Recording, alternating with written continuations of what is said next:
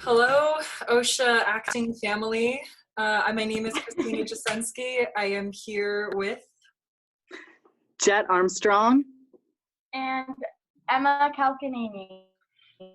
and we are here to conduct a little interview about our experiences at OCSA in acting and what it's like and kind of how we've grown from it. So to start us off, I wanted to ask Jet, who just came into OCSA this year as a senior, what that's been like for her.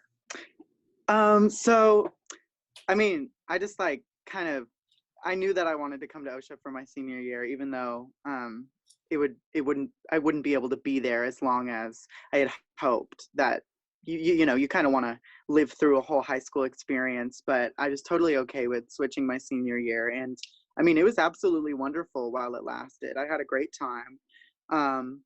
I made a ton of friends. I felt like I really started a new chapter in my life and really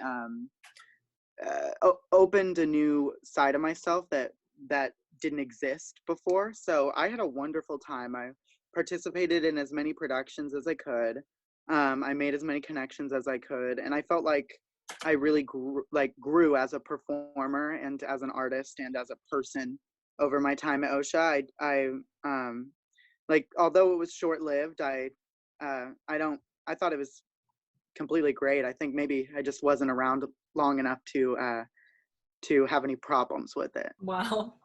Yeah, I'm kind of in a little bit of the opposite boat because I came in as a 7th grader when acting really first opened up as a conservatory. So you've been there for an entire 6 years. 6 years, yeah. So it's changed so much in those 6 years because coming into it, opening up, there was no productions for the 7th, 8th, and 9th graders.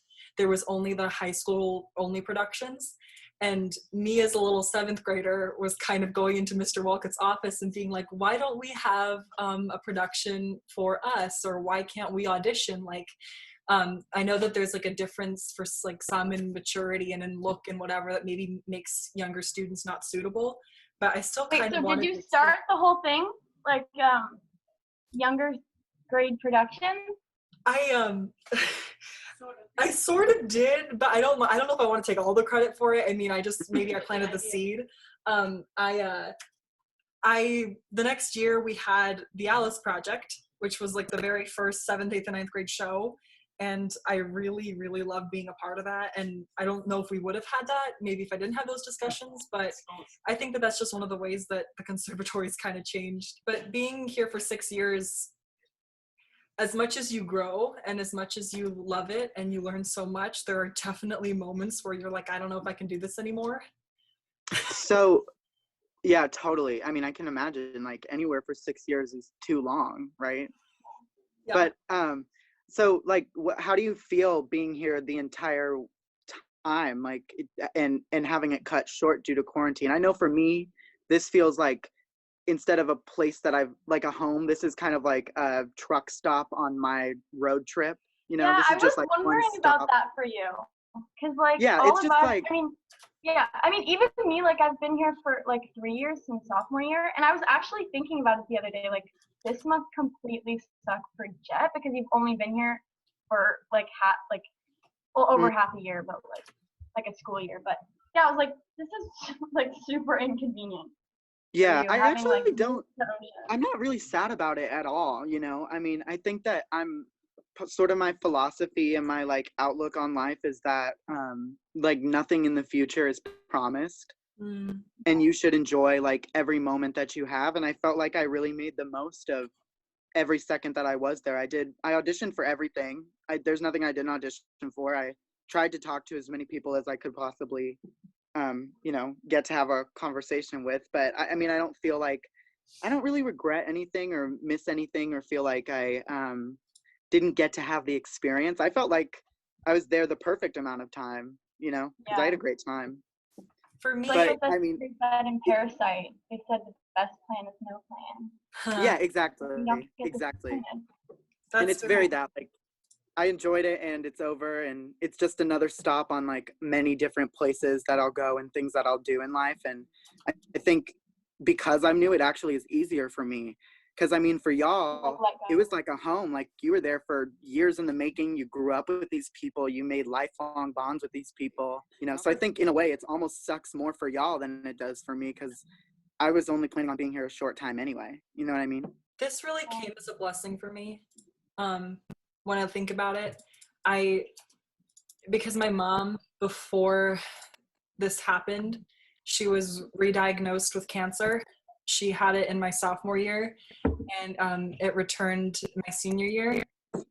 So I kind of had to go through that once at a very difficult time in my life, and I persevered. I made it through. I still did Midsummer Night's Dream, and I was one of the leads in that show. I was working around the clock to get everything done, but the anxiety and the pressure really built on me. And hearing again that she's sick, I could see myself start to not crumble, but I was definitely, the same fears are like, they came back. They resurfaced. Wow. Yeah, of course.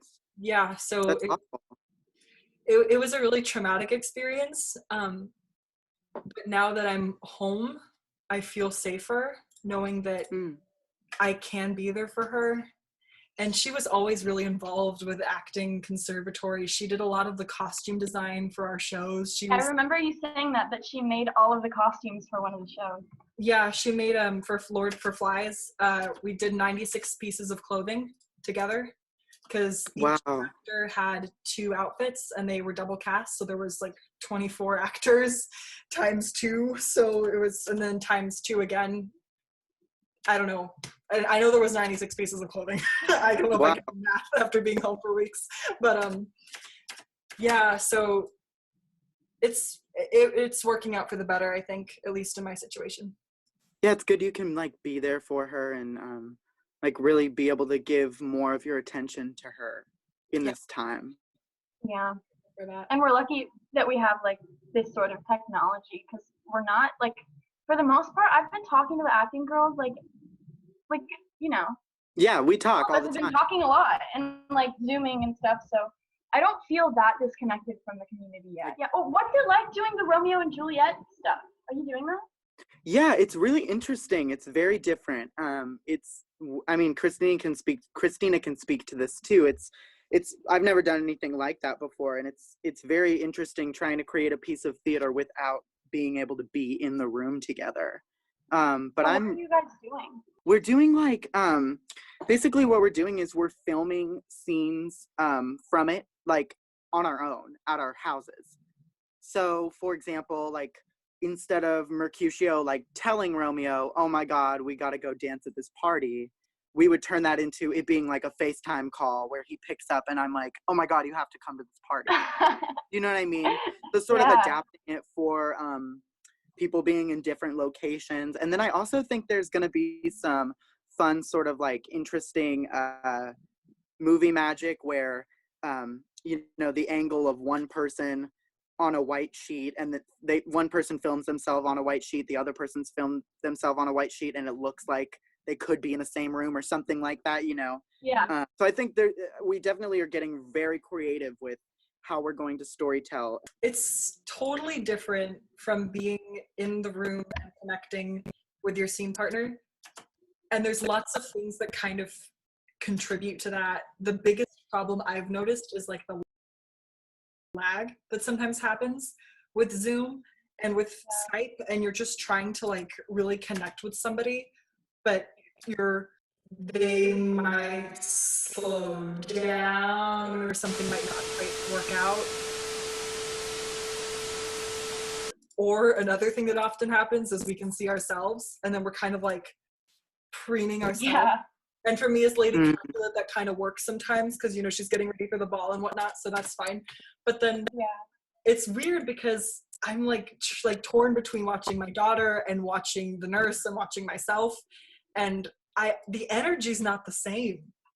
Like I'm trying to put myself into it, but there's something about like staring at a video and what was that? Yeah, it's just like filming a self-tape. These times call for a lot more imagination, you know, because you are like talking into a video or a phone or whatever. I literally just got off of filming a self-tape where I like had my acting coach on FaceTime.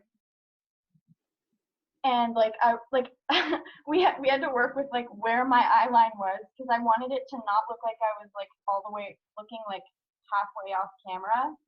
So we had to like play with it, and then my phone died like 3 times, just like it did with you guys. Love that. So like there are some difficulties, but yeah, I think the biggest thing is you just have to work like a lot more imagination. It's like a lot more preparedness. You have to be really prepped. You can't really go in and like figure it out as you go, because you're literally talking to a phone. Like you're not getting anything from anyone else. You have to work from inside. But totally. What were you gonna say? Oh, I was gonna ask, you were talking about filming self-tapes, and I wanted to ask you sort of like, what has it been like, pros and cons, working in the industry while going to OCSA? I mean, do you feel like there was anything that you gained from doing both at the same time, or anything that you missed, or what was that experience like for you? When I started OCSA sophomore year, that was when I started to get more serious about like my acting work in LA. And I like really didn't want to go. I didn't want to go to school at all. I wanted to do online, because like all of my friends in LA had been doing online or homeschool since they were like 9. So I think a lot of the time I felt like, because I was like, everyone I know is like working constantly. They're working on their auditions. Like, there were times when I was super overwhelmed, and I was like, I just want to do online. I just want to do homeschool. Like I want to be like every other actress in LA. And there were times where I got super overwhelmed. And so I think what it took is to get through it for me personally, because some people can handle that. Like my dad would always say, like, just do both. You can put energy into both. But I'm the type of person who needs like a lot of space mentally and like time-wise to put my energy into one thing. But it was what my parents wanted, and ultimately I'm grateful, because I went to OCSA and I met you guys and I met everyone. And I met Sebastian. So, you know, like I don't regret doing it at all, because also I think it's helped me with time management. Yeah, totally. Like, if I were to just exit school, right? Like if I were to just exit school and go into the acting world now and just do, I'd be like, what do I do? Like, totally. You know, it's helped me figure out like how to push things into my day and still be able to work. Do you feel like there was value in having I'm glad I went to school. Good. In That's having great. a high school experience? Yeah, like do you feel like there was some Wait, what value? Did you ask? Do you think there was like value in having a high school 1,000%. experience? Yeah, because like if you think about it, I mean, I think most of the time acting is enriched by experience. You know, like that's why 18-year-olds can't play 40-year-old moms. Exactly. You know? So, yeah, like, exactly. I think it's just another thing that helps me. Yeah, it helps me make connections, and I think I wouldn't have had much of a chance to make like normal people connections. And those are people so who important. Are like working on a film set every day. Yeah. And normal people connections. That sounds so pretentious, but like. That's okay. No, it's true, because I mean, in the industry, people want things from you, and that's how you get to know them. You know, it's business. It's a business, and I mean, here in this educational environment, friendship isn't business. It doesn't benefit. You know, it's not for gain, I guess. Oh, 1,000%. I definitely think that I've learned. And those are the friendships that I value the most. Yeah. And because they're just like, they're because you actually enjoy each other's company. You know. Yeah. I think that if anything from OCSA, I've learned that like at least I do. Some of my friends from like the acting world, and I'm like, do these people actually like me? Like, why do they want to hang out with me? I think that if anything, what I've learned from being an actor and from going through the stress of OCSA and the troubles of dealing with a sick mom at home is that you can't really learn how to portray another person, how to get into the life and soul of somebody else until you've lived yourself. Exactly. You've got to live you first. And if what's happening on your own inside isn't whole, if you're not complete, it's very, very hard to go there emotionally and to get invested in the story in a safe way. Because 100%. You use a lot of the stuff in your personal life, that's true, but there is this level of you got to make sure that you know how to detox, that you know how to come out of it. And it's so unhealthy when you become a slave to the work and the art form. Absolutely. When you're living for it, it can't define you. Unfortunately, it just can't, because you're being judged every day on lots of things, on your appearance, on your work, on what like your performance was yesterday, on how you did in class, and it's just like, you know, you've got to love yourself. And I feel so cliche. Oh, totally. But totally, 100%. And also, I think, like, speaking to that, the most important thing to remember is just to have fun with your work. Because I feel like so many people get so, like, scared about their auditions and, like, yes. You have to have fun or you're never going to do well. Because, like, why are you doing this if you don't enjoy it? Like, and at people the end take of the day, it too seriously, yeah. you know? Yeah. I mean, what are we doing? We're just saying words in front of a camera or on a big wooden thing. Yeah. It's not really life or death. Christina. Oh. Speaking, I remember you said, you know, I think you said your first show was Alice Project at OCSA? Yes. So what was your favorite show at OCSA, and, you know, which show was it that helped you to, like, realize what it was to get into a character, to, like, what it really meant to you to be an actor? It may have been my first show, but it definitely, I think, was my best show. And the reason for that is because when we were doing the Alice Project, and I know neither of you were here to see it, so I'm kind of going to be talking about like this mythical thing that you guys never got to see. I hear about it all the time. Yeah, people mention it all the time. I have no clue what it is, though, actually. It was Alice in Wonderland. That was the original concept, but Mr. Walcott told Mr. Uribe basically he could do whatever he wanted with it. And so he decided to tell the true story of Alice Little and Charles Dodgson, who was the author of Alice in Wonderland. He went by the pen name of Lewis Carroll. And there was a lot of speculation in the media in later years after the book's publishing about whether or not he had a pedophilic relationship with Alice. Basically, Alice Little, who was 80 years old, and that's who I played, and she was going back in time through her thoughts by interviewing this like 1920s reporter girl, and that was Tisha Custodio, who those of you who remember her, she's great. And as Alice kind of uncovered these memories, like bits and pieces of Wonderland would come up, and then bits and pieces of her own life would come up.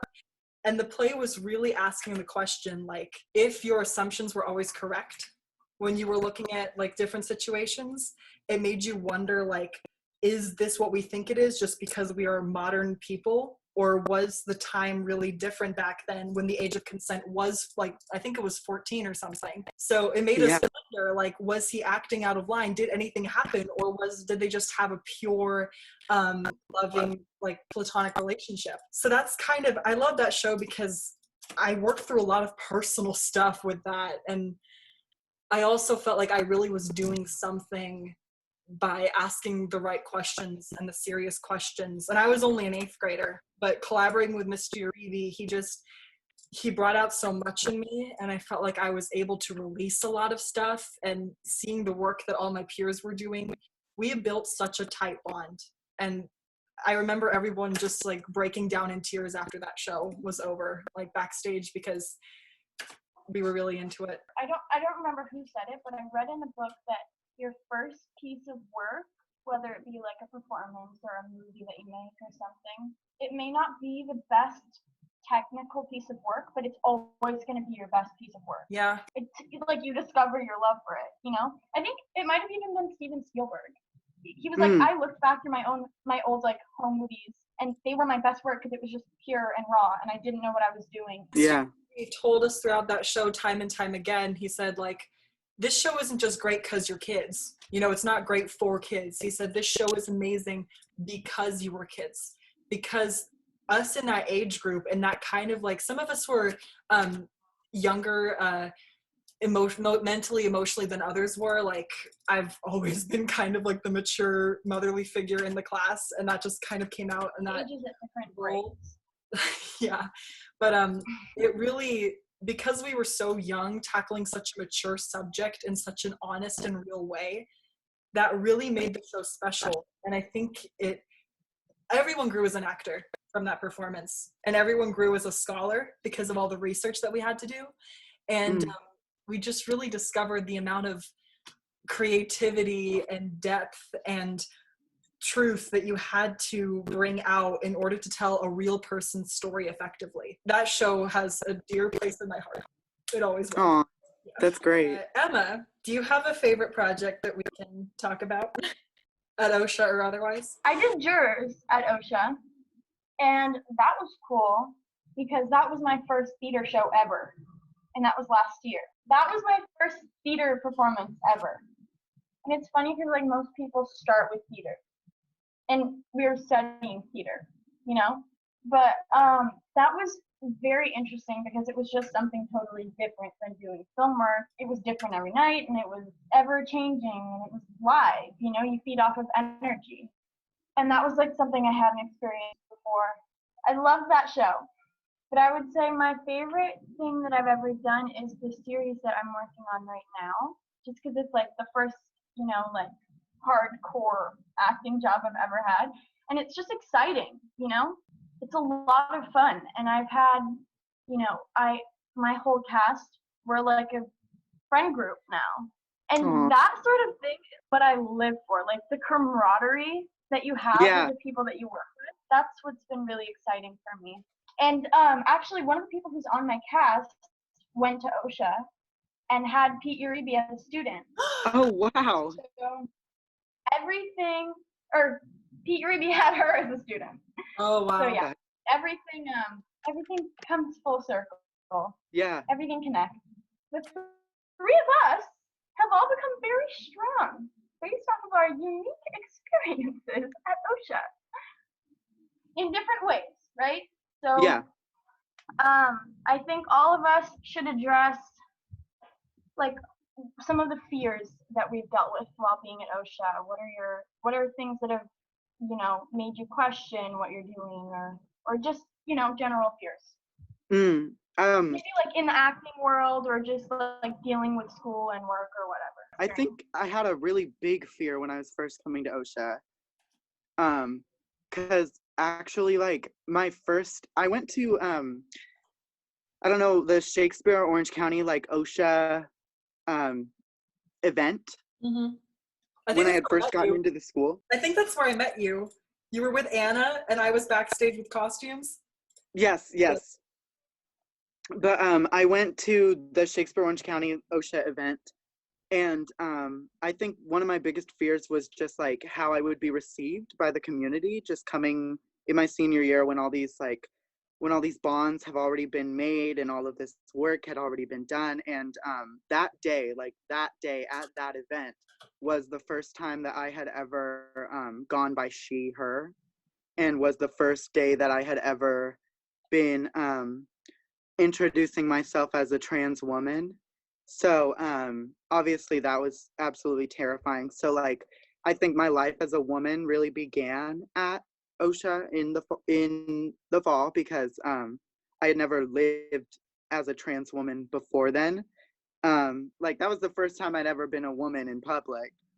And it was, you know, I mean, it was absolutely so terrifying for me, because I had some people in my life who had told me, like, hey, if you transition, you're never going to work again. Like, they don't hire trans actors unless a trans actor is hired for a trans role. Not true.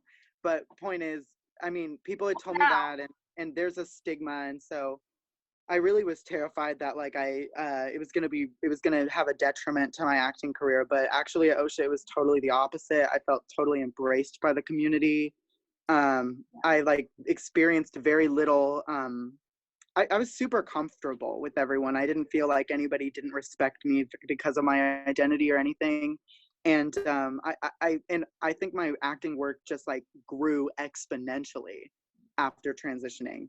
So I think that the initial fear was a really, I mean anyone would have that fear, but it was just so funny how conquering that fear and like persevering and putting my identity before my art really ended up enhancing my art 100%. And I got cast in. how can you like act as a character if you don't have yourself to come back to? Yeah, exactly. And I always felt like when I was playing male roles, I just felt like, well, this isn't fair because I'm like a girl, you know, and y'all cis girls, you don't have to play male roles all the time, you know. And so I mean, it really does, being yourself only makes you better at everything you do. And accepting yourself really only makes you better. And your strength so much. Thank you. I appreciate that. Everything that you've done, you've always presented this like willingness to just throw it at the wall and see what sticks, you know. And thank you. You're so true to yourself every single day that you walk into class, and I appreciate that. That's been like a really beautiful thing to see. I think like what I would say my fear has been, I always wanted to put out the work that I knew I had in me.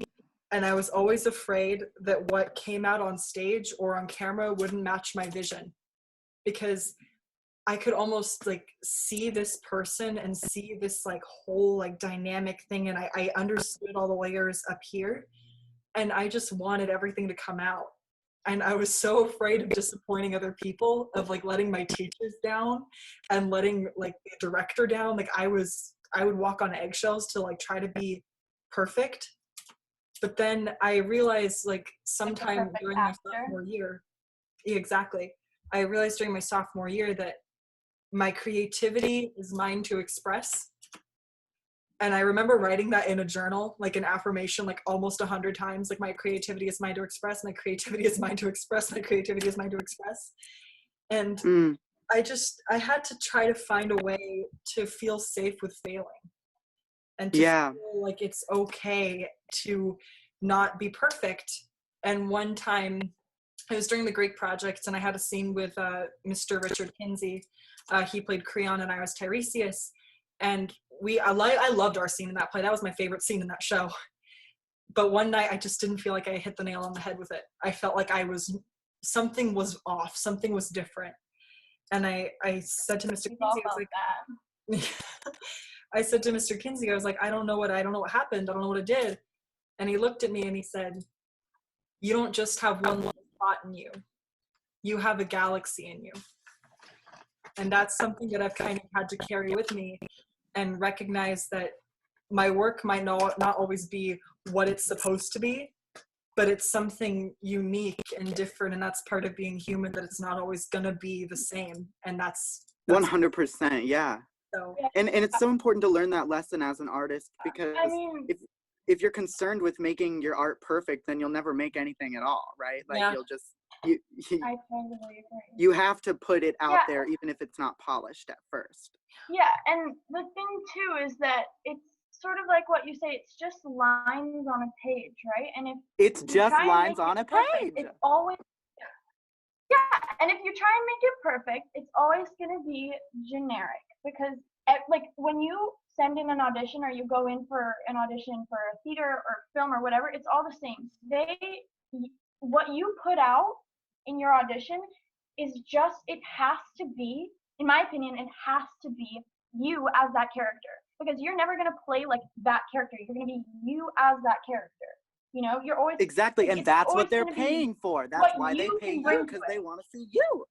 Yeah, it's what you bring to the character. It's you as it. And like, just because you don't book a part doesn't mean you didn't do it perfect. It's because somebody else molded into that character better. I mean, I basically already said it, but I think my biggest obstacle was like jealousy with other people, like, which is really, it's embarrassing to say, but it's something that I feel like a lot of people go through as an actor. Totally. It's not embarrassing. It's so common, and it's a challenge we need to overcome. You have like, I just dealt with a lot of like, oh my God, I'm gonna fall off. Like it was almost like I was finding myself not wanting other people to do well. And that's like the worst place to be, because it has nothing to do with you, you know?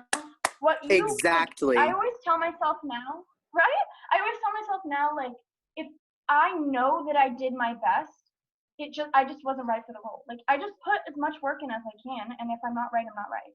So I think grappling with like the outside, like having the outside circumstances in my head, that was mine. And this comes back to loving yourself and being okay with who you are. Yeah.